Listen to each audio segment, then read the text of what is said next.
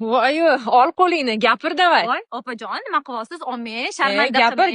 Gapir endi. Voy, nima unaqa sharmanda qilyapsiz? To'xta. Bu nima bema'nilik? Men nima uyalishim kerak? Bu shunchaki tizit. Rostini aytsam, tizit haqida bir xil gaplarni eshitib kulgim keladi. Yengil qizlarda bo'ladi deyshadi yoki oiv kasali bor, demak sistit deyshadi. Bir xil oilalarda shularni deb janjallashib, даже ajrashib ham ketishar ekan. Bu shunchaki bilimsizlik. Ayol qizlar kelinglar kelishib olamiz. Birinchidan, sistit bu uyat emas. Ikkinchidan, sistit bu shunchaki sidik yo'limizni shamollash hisoblanadi.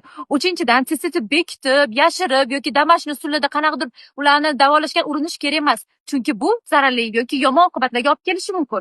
Xalqona usullar simptomlarni kamaytirishi mumkin, lekin bu to'liq tuzatadi degani emas.